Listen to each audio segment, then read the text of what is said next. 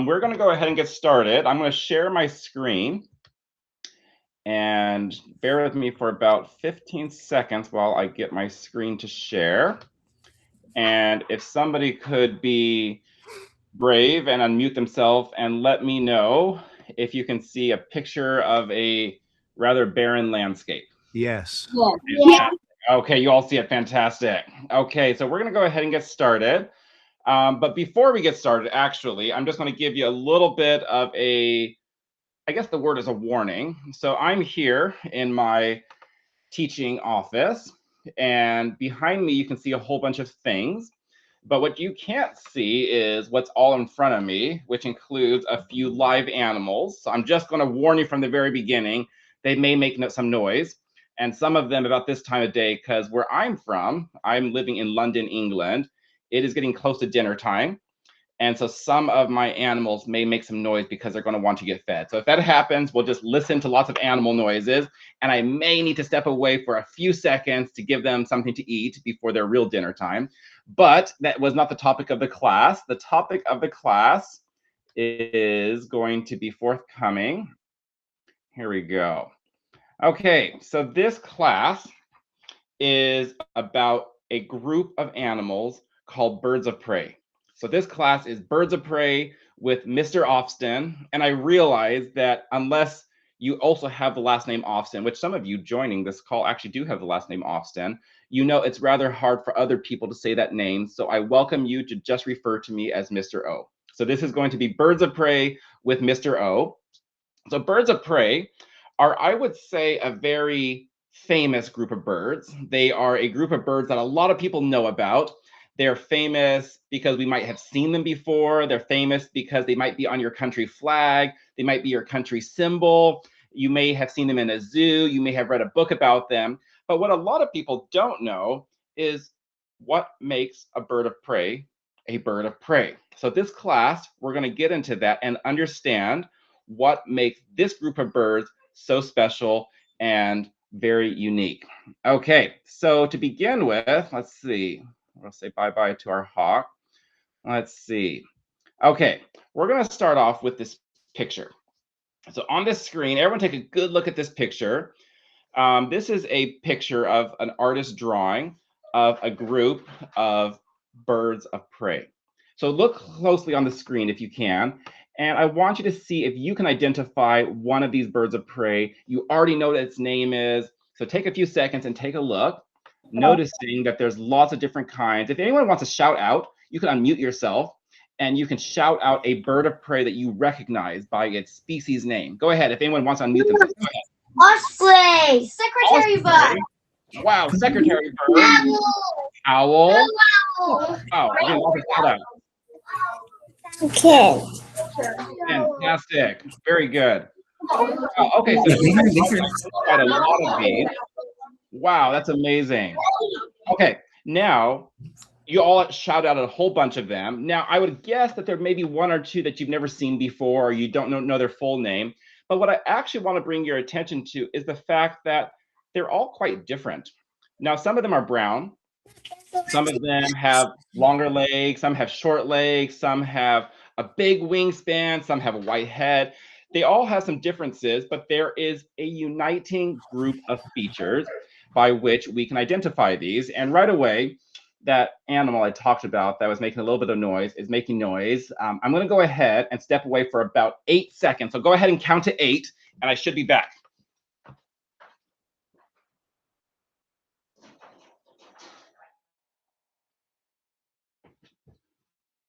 Okay, did you count to 8? I'm back. Okay, I might have been back in less than 8 seconds. Okay, here we go.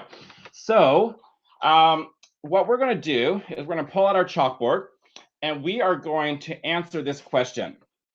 What are birds of prey? What makes a bird of prey a bird of prey? So in order to answer this question, we're going to look at 3 things.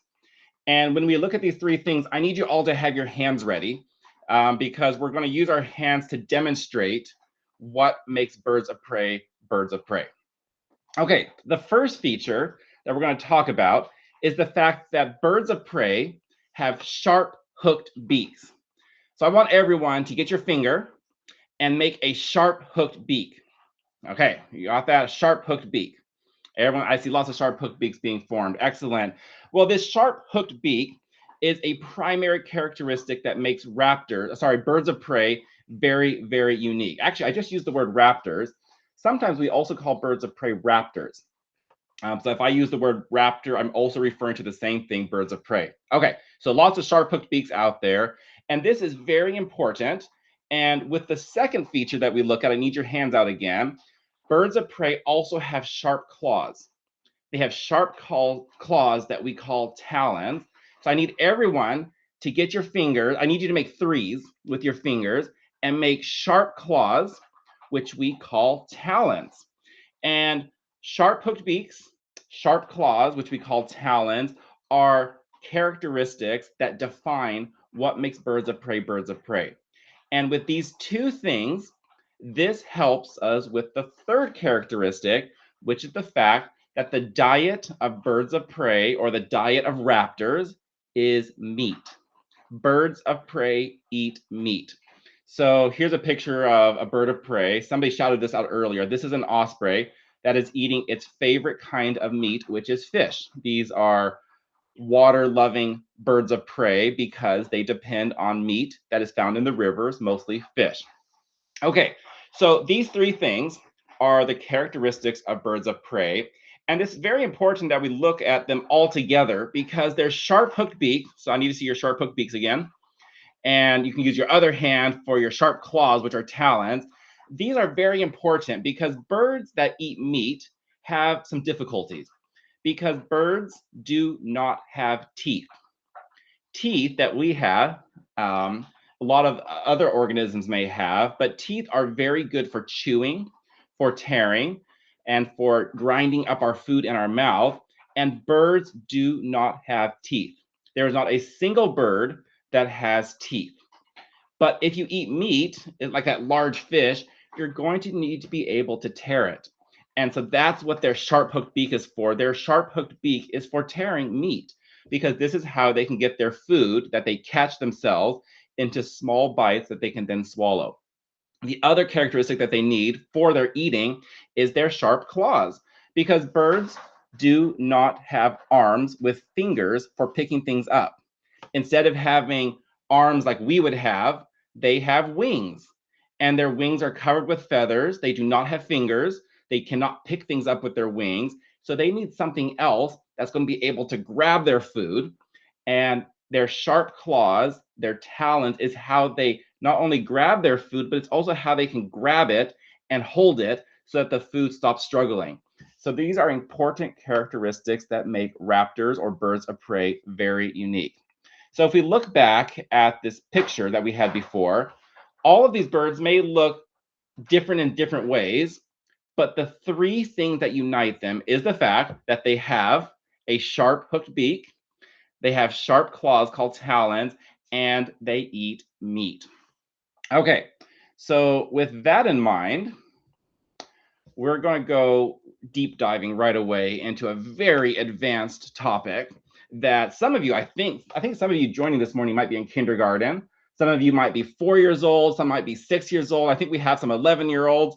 This, regardless of if you're 4 or 11, this is a really advanced topic that I just want to share with you because it's one of my favorite things to talk about. Taxonomy is the study of how things are grouped together, the way that we classify and sort out all the different kinds of animals and plants and understand more about them and understand how they're related or how they're different. So we're going to look at something with taxonomy to understand something about birds of prey. And in doing so, we're going to learn that there are 4 orders, or we can say 4 groups of birds of prey. There's 4 different kinds. Now, there's lots of different species around the world, but there's 4 main groups that birds of prey are grouped into. And with this, I'm going to teach you some enormously large and complicated and long and hard to pronounce words. Are you ready? Okay, because by the end of this class, you are going to be able to say all of these very long, enormous, complicated words that are kind of difficult to pronounce and read. So are you ready? I'm not sure if we're all ready. Okay, I'm ready because I'm very excited about this. Okay, so the first word, which is ridiculously long, is Cathartiformes. Yes, that's what I said. Cathartiformes. Okay, so I want you all to pronounce with me. Cathartiformes. That was incredible. Wow, you guys are really good at this. So Cathartiformes is one of the groups of birds of prey. Now, on Earth is a Cathartiformes. Well, I don't know, but we'll get to the next one. Okay, the next one, which is really long and complicated, is a different group of birds. We're just practice saying out loud. The way you pronounce this one is, get ready for it, it's Accipitriformes. Accipitriformes. Ooh, well done. I heard a lot of you say that really, really well. What on earth is Accipitriformes? What does this have to do with birds of prey? Well, just wait. We're going to get to the next one. The next one is Strigiformes. Can you all say Strigiformes? Okay, Strigiformes. And finally, we have Falconiformes. Wow, you guys are actually really good. I didn't need to say that very many times. You got it right away. Okay, now, interestingly, I think some of you might have seen Falconiformes and seen the word falcon in it. So maybe you're starting to understand, oh, there's something hidden behind these very long words, and there is. These 4 words are in a different language called Latin. And biologists like myself, we use Latin as an international language that everyone in the world of biology understands in order that we don't have the confusion of which language are we speaking. We speak in Latin when we speak about biology and species names. So what on earth are these things? Okay, you've waited long enough. Cathartiformes are a group of birds of prey that I would call New World vultures. What is a New World vulture? We'll get to that later. Accipitriformes are a group of birds of prey, which includes a lot of different kinds, including the hawks, the eagles, and a bird called the kite. We'll get to that in a little bit as well. Strigiformes are owls. Oh, owls. So we know what owls are. I think a lot of you know owls. A lot of you like owls. And Falconiformes, as you might have guessed, include the falcons and another group of birds called caracaras. Okay, that I think is probably enough taxonomy time. That was a lot of big words, a lot of complicated facts, but the main point I was trying to make is there's 4 different groups of birds of prey, but all of them still have primary characteristics of having a sharp hooked beak, sharp claws called talons, and all of them eat meat. So if you have those 3 characteristics, you are classified, whether you're a Cathartiformes, an Accipitriformes, a Strigiformes, or a Falconiformes, you are classified as a bird of prey.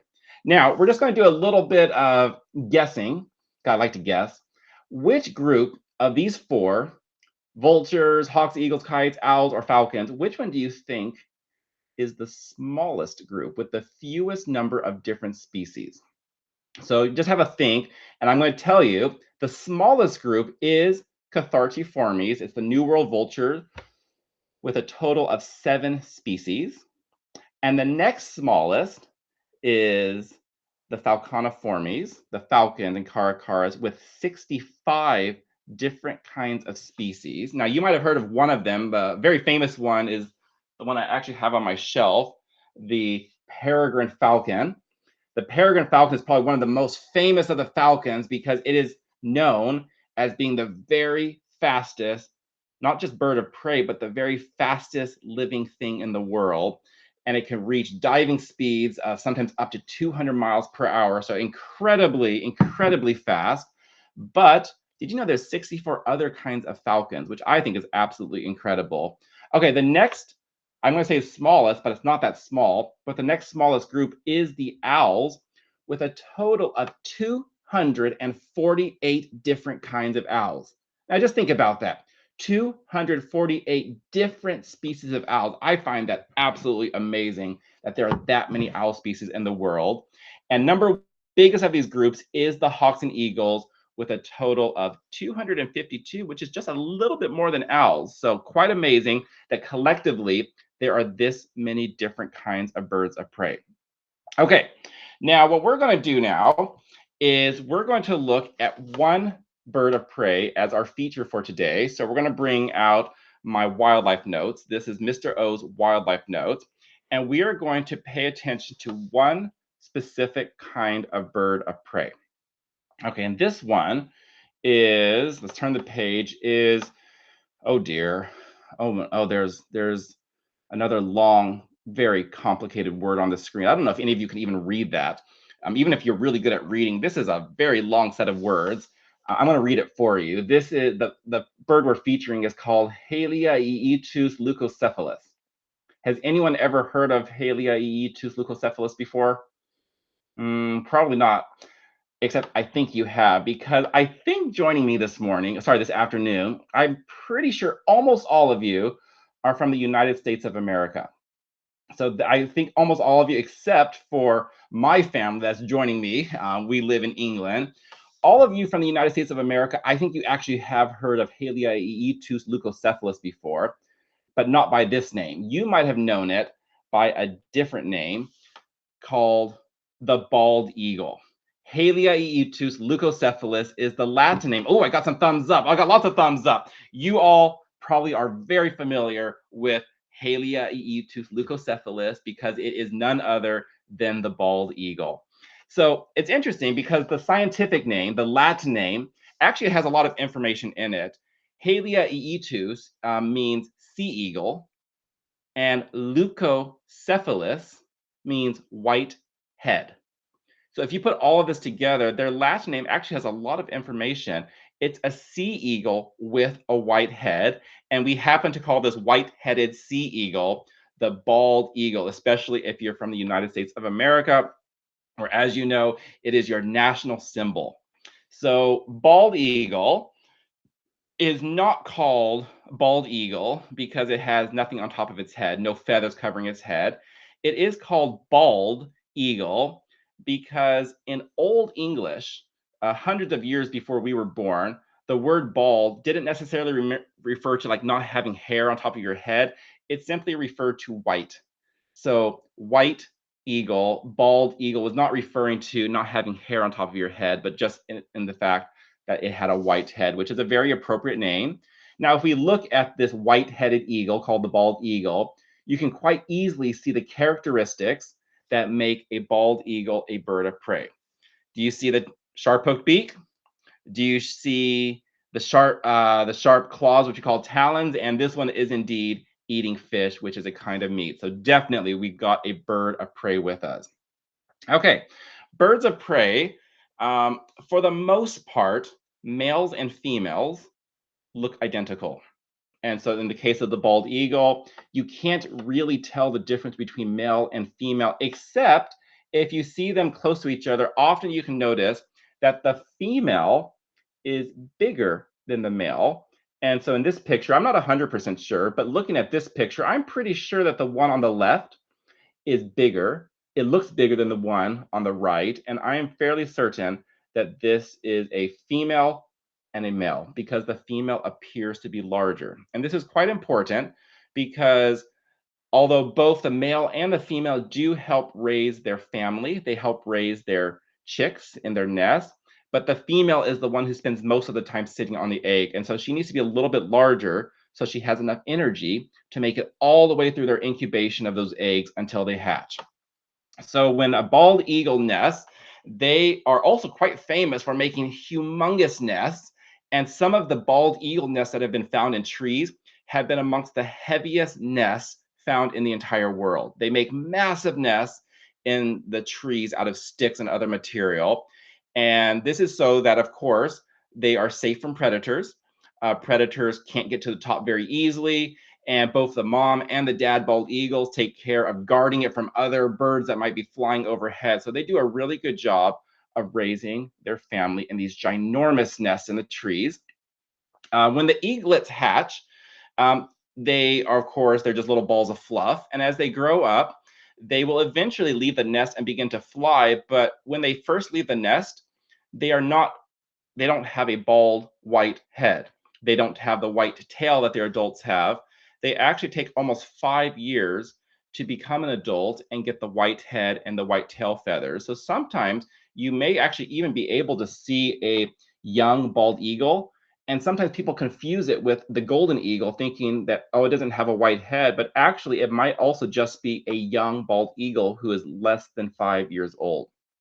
Okay, so bald eagles are very closely associated with water. They are birds of prey that like to live right next to water, whether that's the river, a lake, even the sea or the ocean. And the main reason for this is because bald eagles' preferred diet is things found in the water, mostly fish. Although in the wintertime, the bald eagles will migrate with all the ducks and the geese from North America.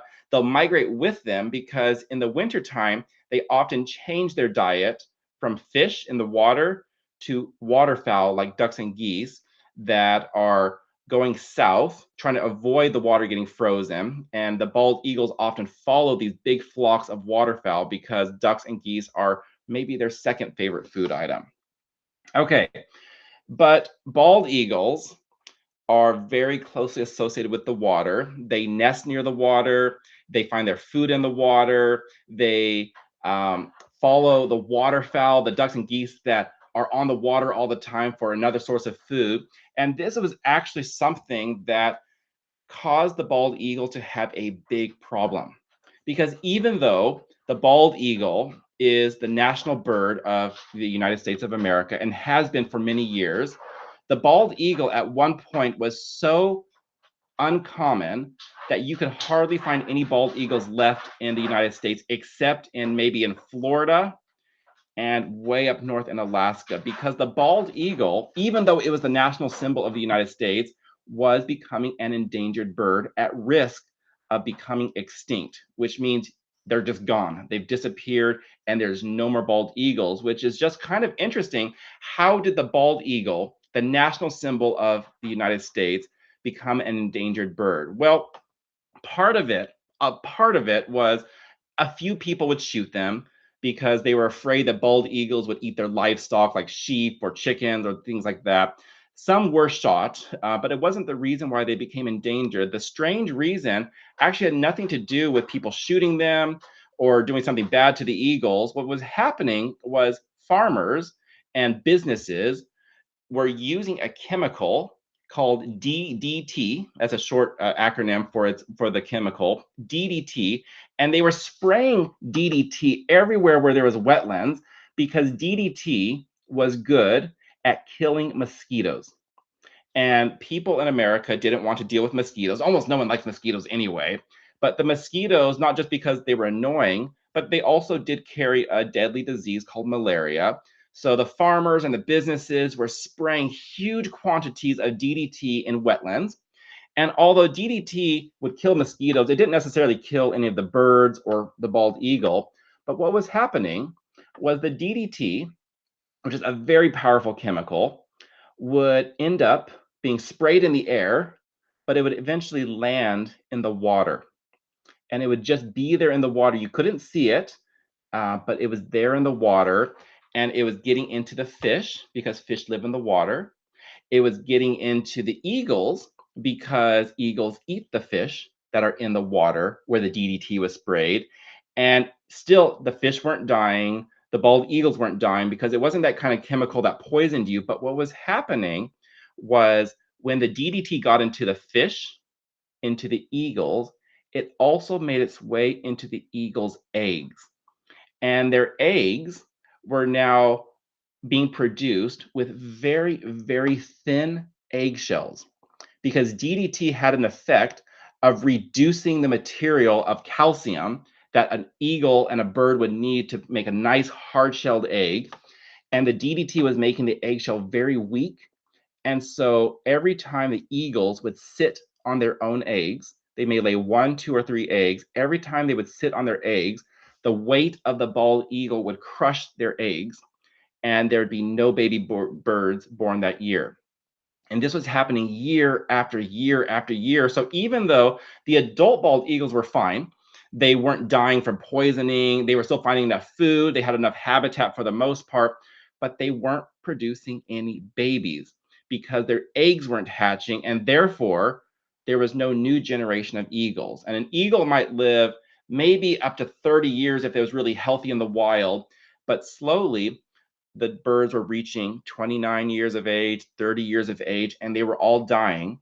And there was no replacement. There were no babies. And so it took many years of the wildlife biologists who needed to study eagles. And finally, they made the connection. Oh, it's because we sprayed DDT into the water, and we're still doing that. And it's affecting the birds' eggshells. And therefore, it's affecting our eagle populations, which at the in the middle of the 1900s, eagles had almost disappeared from the United States of America.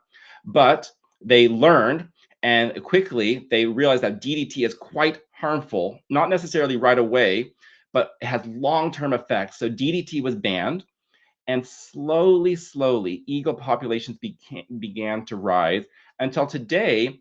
The bald eagle can be found in all the states of the United States, except for Hawaii, which is too far away for bald eagles. And the bald eagle, quite recently, is no longer considered an endangered bird, which is wonderful news because people realize that our actions can have negative effects on wildlife. And then they took further actions to realize, what do we need to do to recover the bald eagle population? And so today, the bald eagle can be found all over the United States, and many other birds have benefited from DDT being banned. And so today we now get to have bald eagles that we can see. You may have seen one in your state. They are nesting in almost all the states of the United States, which is amazing. And today even you can find large quantities of bald eagles, large numbers of them, which is quite an amazing recovery story. Okay, so I'm going to stop here with the slides. We're going to say goodbye to the bald eagle, Haliaeetus leucocephalus. Everyone say bye-bye to Haliaeetus leucocephalus. Okay, I think you've all said goodbye to that very long name. And give me a second. I'm going to come back to my screen. And we're going to take a short break and see, does anyone have any questions before we move on to the next section? Any questions out there? Anything you'd like to ask about birds of prey or bald eagles? If not, are you raising your hand over there? If you are, you can just unmute yourself. Go ahead and you can unmute yourself if you'd like, and you can go ahead and ask your question before we move on to the next set. You'll have to unmute yourself and just go ahead and shout out your question. If not, don't worry about it. Okay, we are going to move on to the next section. I'm just going to put away my peregrine falcon right here. I'm going to put him back on the shelf because this is now treasure box time with Mr. O. So on my shelf, I have got my treasure chest full of amazing things. So let's go and take a look. Ooh, this is quite neat. This is very neat. Oh, wow. Oh, this is good too. Oh, wait a minute. Wait a minute. You can't see what I'm looking at, can you? Oh, we need to fix that. Let's see. Let's go ahead and change our camera angle so that you can see my tabletop. Hello. Okay, so what I would like you to do is you can either unmute yourself, or maybe you can just even shake your head, yes or no, or you can do a thumbs up, a thumbs down, if this animal that I bring out of my treasure box is indeed a bird of prey. Are you ready? So if it's a bird of prey, remember it has to have a sharp hooked beak, it has to have sharp claws called talons, and it needs to be a meat eater. So are you ready? Okay, is this a bird of prey? Let's see. Oh. What? No. Are you Thumbs sure? down, Are you sure? I mean, look at that. Isn't that a sharp hooked beak? No, No, that's that's a the beak. I got walrus. so many thumbs down. That was embarrassing. Okay, let's move away. Okay, that was not a bird of prey. How about? Oh, this has got to be a bird of prey. This is a meat eater. No, No, are you sure? It is definitely a meat eater, right? But that's a lion. this is a lion. Okay, that's ridiculous. Okay, move lion away. Okay, how about? Ooh. How about this one? Ooh, not everyone's so quick to answer. Ooh, we have a thumbs up. We have several thumbs up. Is this a bird of prey? Well, I have some thumbs down. Oh dear. Well, I'm going to have to break it to you all. This is not a bird of prey. It has some characteristics. This actually does eat meat for the most part. It's a fish eater, but it's actually a kind of heron called the shoebill. And yes, it does have a little bit of a a little hook on its beak, but this is not a bird of prey. This is a shoebill. Okay, bye-bye shoebill. Okay, how about this one right here? Okay, let's try this one. Let's see, this one's flying in, so we have to bring it down. This is a bird of prey. Oh, I think we all agree very much. This is definitely a bird of prey. Now, does anyone want to shout out what kind of bird of prey this is? A bald eagle. Oh dear, I knew that was going to be African fishing eagle. Oh, thank you very much. This is not a bald eagle. This is something called an African fishing eagle, even though it looks very, very, very, very similar to what we just saw. This is a bird of prey. It does eat fish like the bald eagle, and it does have a white tail, and it does have a white head, but it is found in Africa, alongside many other birds of prey. But if you want to see the bald eagle, here it is. This is a bald eagle. So you can see it actually is quite similar. There's a lot of similarities between the two. They're both fishing eagles. They both have white heads. But if you look very carefully, even though this is only a model, you can see the African fishing eagle has a lot more white. Its white goes all the way down its back. It has a lot more white on its chest, whereas the bald eagle is just kind of on the head portion and the neck portion. So those are some differences. But even though it is only a model, you can definitely see that it has its sharp claws, a sharp hooked beak, and even this guy, you can see he is indeed a meat eater. Okay, now we're going to put these away real quick because I think we can do even better with the minutes that we have left. Let's go ahead and put some habitat here, and we can see if we can. Oh, here's something. Maybe we can put some mountains over here. Maybe something for certain ones. And maybe what we can do is we can try to match the bird of prey that comes out, if it is a bird of prey, of course, with some of the habitat types. Okay, and how about this as well? That should be fun. Okay, so here we go. So African fishing eagle. Oops, I just covered up all the water. Let's remove some of this and we can see the water. So the African fishing eagle would definitely be right next to the water. That's where it likes to live because, of course, fish live in the water. They can't not live in the water.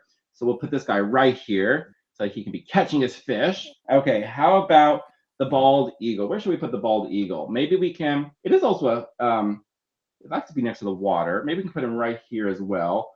Maybe he's just waiting for a fish to come into his mouth. Okay, how about, first of all, is this a bird of prey or is this not a bird of prey? Okay, how about this one right here? Let's see if you can see right in the front. Ooh, hello. Is this a bird of prey? Let's see if we can focus that.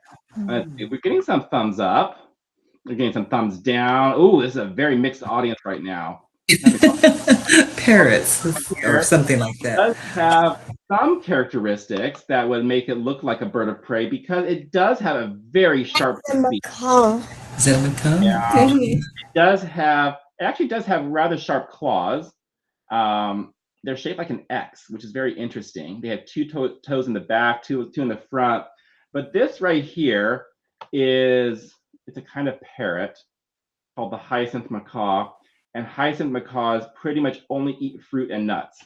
So even though it does kind of have the sharp hooked beak, actually has a very sharp hooked beak, its beak isn't used for tearing meat. Instead, it's used for cracking nuts open. So sorry, macaw, you have to go away. You don't belong here with us. I'm so sorry. Okay, how about this guy right here? Okay, here he comes. Okay, here he comes. Oh, what is this? Is this a bird of prey or a parrot? What do you think? Oh, I've seen lots of thumbs up. Well, very good. Definitely a bird of prey.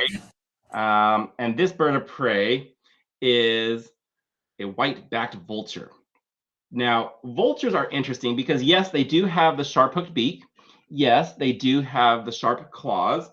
But vultures almost never catch their own food.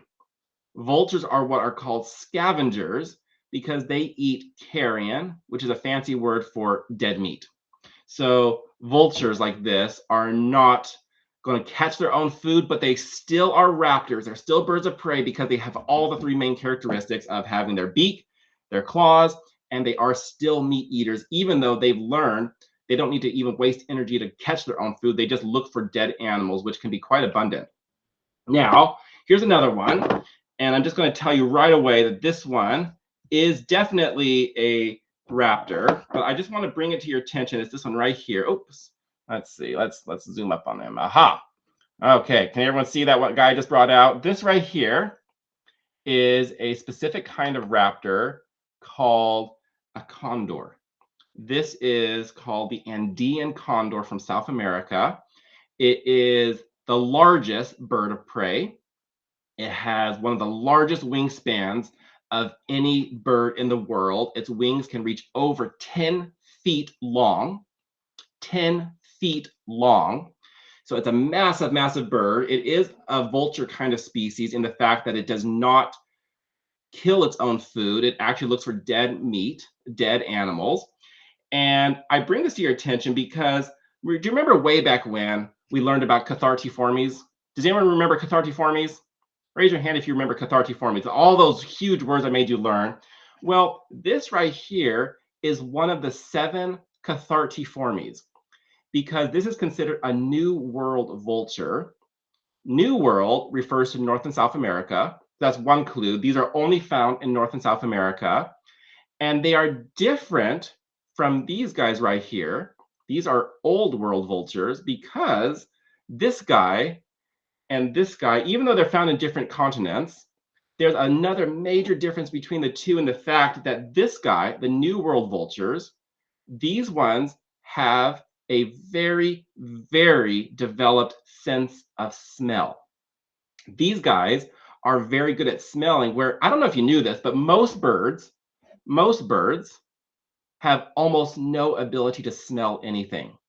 But New World vultures, like this Andean condor, have an extremely developed sense of smell, which is quite useful because as they're soaring in the sky looking for their food is dead meat, which can often smell quite strong. And so the Andean condor uses its developed sense of smell to find its food, whereas the whiteback vulture, like this one right here, they mostly rely on their eyesight. So that's a major, major difference. Okay, we're running out of minutes, so we're just going to bring out one more friend. And this one right here is a bird of prey and is an extremely unique one. It's one of the tallest, it is the tallest bird of prey. It has the longest legs. And this one right here is called the secretary bird. They're found in the African savanna. And the secretary bird is very, very unique because it is a bird of prey because it has a sharp hooked beak. It has claws called talons, and it eats meat. But they live in the African savanna where the grass is quite tall. So they actually have very long legs. So they can run in the grass higher than the grass and still see over and find their food. Okay, well, we are unfortunately down to our last couple of minutes. So you can all say goodbye to these wonderful birds of prey. And I'm going to switch my camera and you have to look at me. So here we go. We do have about 2 minutes left. I don't have time, unfortunately, to answer your questions, but if you do have a question, make sure that your teachers or your parents, they can just email me, or if they use WhatsApp, they can WhatsApp me. Please send me any questions you have about birds of prey, about these ones, about any of the ones that we learned about today, or any other biology questions that you may have. Now, before we actually sign off, I'd just like to mention that we do have more classes coming up. I have one more class tomorrow. It'll be at the exact same time. It will actually be about my very favorite group of birds. I would say raptors, birds of prey are my second favorite group. My first favorite group, I'm not going to even tell you what it is because you can just look behind me and see if it's not a raptor, it's what else is behind me, which I'll let you figure out what that is. It's my absolute favorite group of birds. And tomorrow we're going to learn about them. And I just will let you know that tomorrow we have a really special presentation that involves live, whatever these things are, whatever my favorite group of birds are. We're going to learn about this group of birds, which I'm not telling you what it is, and we get to see live ones that are with me, and we're going to do something super fantastic with them tomorrow. So I hope to see some of you join me again tomorrow. And also beyond tomorrow, I'm just about to publish my list of new classes, which will cover all the way through the first week of June. So I do hope to see you all in the future. But on behalf of Compassion Education, thank you very much for joining us today. And if you'd like to, at this point, you can go ahead and turn off your you turn on your videos, unmute yourself, and we can all say goodbye and Okay. to one another. And y'all all say Bye. Bye.